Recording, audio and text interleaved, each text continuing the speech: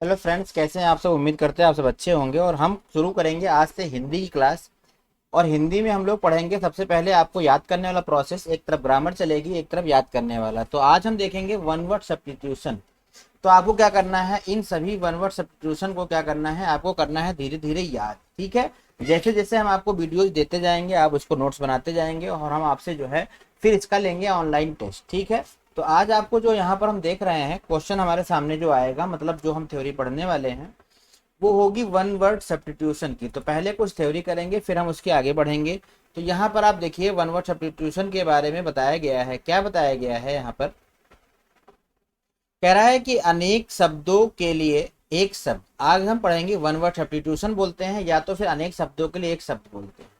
या तो हम वन वर्ड सब्स्टिट्यूशन बोलते हैं, या फिर क्या बोलते हैं, अनेक शब्दों के लिए क्या बोलेंगे, एक शब्द हम इसको बोलेंगे। ठीक है भाई, इतनी बात आपको समझ में आ रही होगी। अगर आप इतनी बात समझ पा रहे हैं तो वेल एंड फाइन है। तो हम बढ़ते हैं आगे।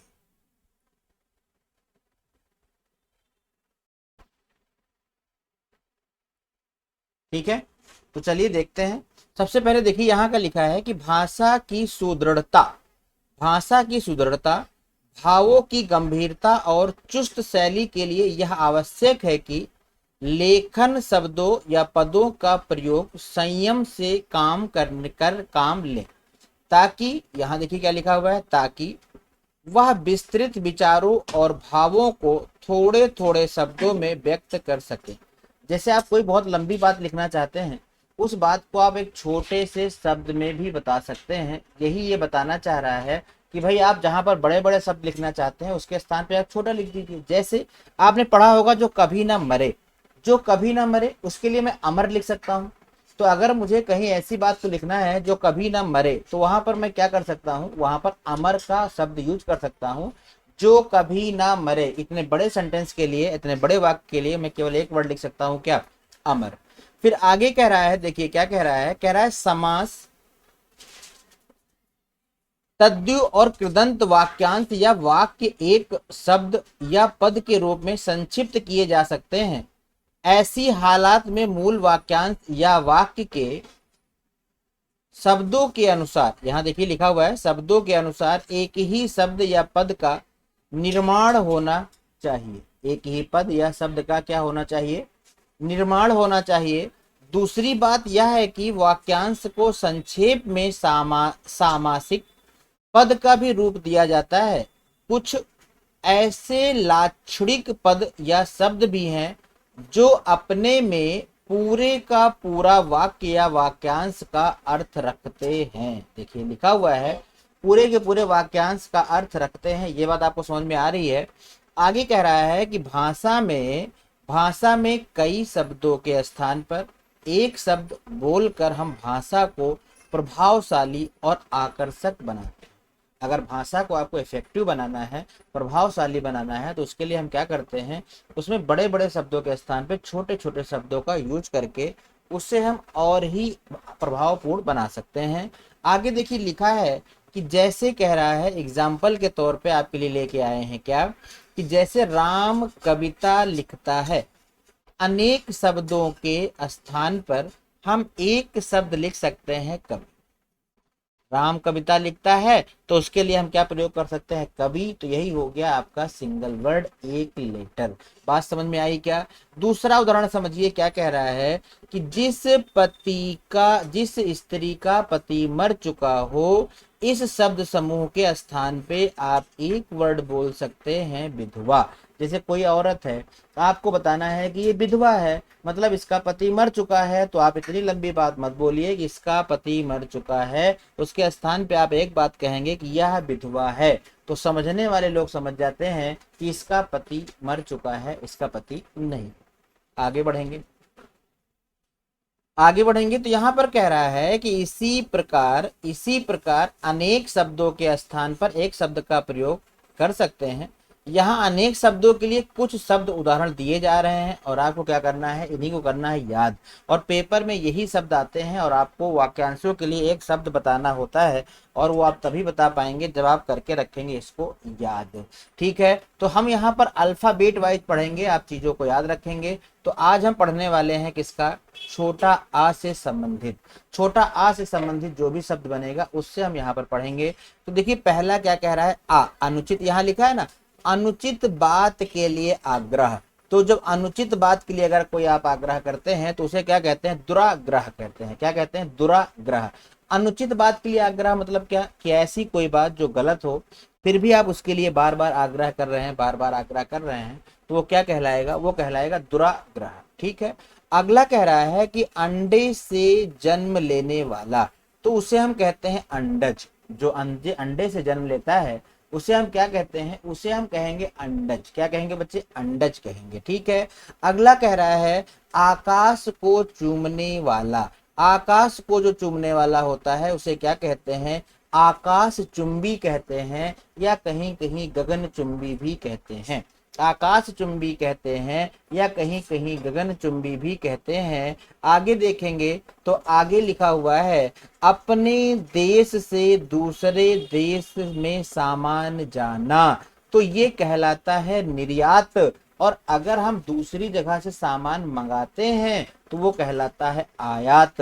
तो आपको आयात और निर्यात दोनों के बारे में पता होना चाहिए। अगर अपने देश से दूसरे देश सामान जो है वो जा रहा है तो हम निर्यात कर रहे हैं, अगर किसी दूसरे देश से हम सामान अपने यहाँ ला रहे हैं तो हम क्या कर रहे हैं, आयात कर रहे हैं। आगे बढ़ेंगे तो यहाँ पर लिखा हुआ है अपनी हत्या स्वयं करना। तो अपनी हत्या अगर आप स्वयं करते हैं तो कहीं ना कहीं आप कहलाते हैं आत्महत्या, आत्महत्यारा कहलाते हैं। अगर आपने आत्महत्या की है तो आप आत्महत्यारा हुए, तो करने वाले जो किया जाता है उसे हम क्या कहते हैं, आत्महत्या कहते हैं। ठीक है, अगला देखते हैं। अगला दिया है अवसर के अनुसार बदल जाने वाला। अवसर के अनुसार बदल जाने वाला जो व्यक्ति होता है उसे हम कहते हैं अवसरवादी। अवसरवादी मतलब समझ रहे हो, अवसरवादी वो होता है जो अवसर देखे और बदल जाए। बदलना तो नहीं था किसी दूसरी पार्टी में, हमने कहा तुम हमारे यहाँ आ जाओ, तुम्हें हम मंत्री बना देंगे, तो वो अवसर पाके पलट गया, तो उसे हम क्या कहेंगे, अवसरवादी। आगे बढ़ेंगे, अगला क्वेश्चन अगला हमारे पास दिया है अच्छे चरित्र वाला। अच्छे चरित्र वाला जो होता है उसे, उसके लिए हम एक शब्द क्या प्रयोग कर सकते हैं, सच्चरित्र। क्या प्रयोग कर सकते हैं, सच्चरित्र। ठीक है, अगला दिया है आज्ञा का पालन करने वाला। जो आज्ञा का पालन करने वाला होता है उसे हम कहते हैं आज्ञाकारी। उसे हम कहते हैं आज्ञाकारी। अपने देश से दूसरे देश सामान जाना, रिपीट हो गया है, उसे कहते हैं निर्यात। और अपनी हत्या स्वयं करने वाला फिर रिपीट हो गया है, इसे हम कहते हैं आत्महत्या। अगला कह रहा है अत्यंत सुंदर स्त्री को क्या कहेंगे, तो उसे हम कहते हैं रूपसी। बोलो भैया क्या कहते हैं, उसे हम कहते हैं रूपसी। क्या कहते हैं, रूपसी कहते हैं। अत्यंत सुंदर कन्या को या अत्यंत सुंदर स्त्री को हम क्या कहते हैं, रूपसी कहते हैं। अगला क्या आया, अगला आया आकाश को चूमने वाला। अभी बताया था ऊपर आकाश चुंबी लिखा था, यहाँ क्या लिखा है, गगन चुंबी। क्या लिखा है, गगन चुंबी। आगे बढ़ेंगे तो कह रहा है आकाश में उड़ने वाले को क्या कहते हैं, तो उसे कहते हैं नभचर। आकाश में उड़ने वाले को नभचर कहते हैं। आगे कह रहा है आलोचना करने वाले को क्या कहते हैं, तो उसे कहते हैं आलोचक। आलोचना करने वाले को क्या कहते हैं, आलोचक कहते हैं। आलोचना करने वाले को क्या कहते हैं, आलोचक कहते हैं। और आगे बढ़ेंगे तो यहाँ दिया है आशा से अधिक। आशा से अधिक जिसे बोलते हैं आशातीत। आशा से अधिक जो होता है उसे क्या बोलते हैं, आशातीत। यहाँ दिया है आगे होने वाला। आगे होने वाले को क्या बोलते हैं, भावी। आगे होने वाले को क्या बोलते हैं, भावी। याद करिएगा, नोट करिएगा, जब हम इसकी प्रैक्टिस क्लास कराएंगे तब आपको वहां पर चीजें समझ में आएंगी। तो आगे होने वाले को क्या बोलते हैं, भावी बोलते हैं। आगे होने वाले को क्या बोलते हैं, भावी बोलते हैं। आंखों के सामने। आंखों के सामने को क्या बोलेंगे बताओ भाई, आंखों के सामने को बोलेंगे प्रत्यक्ष। क्या बोलेंगे? प्रत्यक्ष बोलेंगे। आंखों के सामने जो घटना घटित हुई उसे क्या कहेंगे? उसे प्रत्यक्ष कहेंगे। और आंखों से जो परे घटना हुई, आंखों के जो पीछे घटना हुई, उसे कहेंगे परोक्ष। तो अगर पेपर में आता है कि आंखों के सामने वाली घटना को क्या कहेंगे, तो आप लिखोगे प्रत्यक्ष। और अगर आ रहा है आंखों से परे वाली घटना को क्या कहेंगे, तो वहां पर आंसर होता है परोक्ष। ठीक है, दोनों में अंतर है, आप इसको समझते रहेगा। आगे चलते हैं अपने परिवार के साथ, तो उसे हम कहते हैं सपरिवार। जब कैलेंडर आता है कहीं से शादी का, तो अगर आपका केवल निमंत्रण होता है तो केवल आपका नाम लिखा जाता है, लेकिन अगर आपको वहां पर पूरे परिवार के लिए बोला जाता है तो उसे हम बोलते हैं सपरिवार। क्या बोलते हैं भाई? उसे हम बोलते हैं सपरिवार।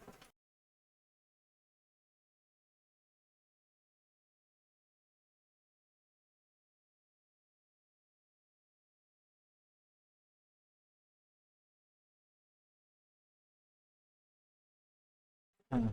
यहाँ तक नोट करिए कि देखिए, आपको वीडियो बार बार नहीं देखना है, आपको नोट्स बनाना है, फिर बार बार उसे याद करना है। ठीक है भाई। आगे बढ़ेंगे तो अगला देखिए क्या दिया है, आशा से अतीत। आशा से अतीत जिसे हम बोलते हैं क्या? आशातीत। मतलब आशा से अधिक, जितनी हमने आशा की उससे ज्यादा हो जाए तो उसे हम बोलेंगे क्या? आशातीत। क्या बोलेंगे? उसे आशातीत बोलेंगे। अगला देखो, फिर वही आ गया, आकाश या गगन को चूमने वाला। आकाश या गगन को चूमने वाले को क्या कहेंगे? तो यहाँ लिखा है आकाश चुंबी, या आप बोल सकते हो गगन चुंबी। आकाश चुंबी, या आप बोल सकते हो गगन चुंबी। बात क्लियर हो रही होगी आपको। और आगे बढ़ेंगे तो कह रहा है आलोचना करने वाला कौन होता है? आलोचक होता है। अगर कोई दो बार लिख गया होगा तो आप उसे एक बार लिखिएगा और उसे याद कीजिएगा। आगे दिया हुआ है कि आलोचना के योग्य, जो आलोचना के योग्य हो उसे हम क्या बोलेंगे? आलोच्य। क्या बोलेंगे बच्चे? आलोच्य बोलेंगे। ठीक है, आलोच्य बोलेंगे। आगे देखते हैं।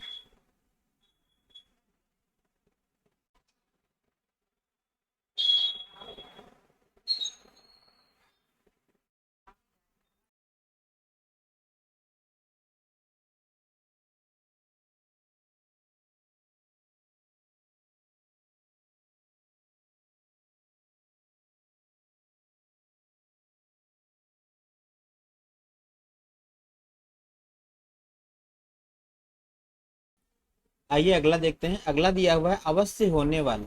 अगर कोई बात अवश्य होने वाली होती है तो उसे हम क्या बोलते हैं? उसे हम बोलते हैं अस्वयंभावी।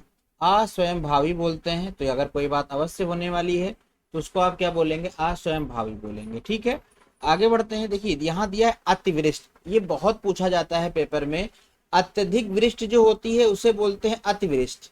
और आगे चल के आपको मिलेगा एक अनावृष्टि। एक होता है अतिवृष्टि और एक होता है अनावृष्टि। दोनों में डिफरेंस आपको क्लियर रखना है। ठीक है, अत्यधिक वृष्टि हो रही है तो अतिवृष्टि हो गई। अत्यधिक वर्षा हो रही है तो अतिवृष्टि हो गई। कम हो रही है तो अनावृष्टि। तो आगे मिलेगा वो। अगला देखिए कह रहा है कि अपने बल पर निर्भर रहने वाला क्या कहलाता है? तो उसे हम बोलते हैं स्वावलंबी। क्या बोलते हैं? स्वावलंबी। अपने बल पर निर्भर होने वाले को क्या बोलते हैं? स्वावलंबी बोलते हैं।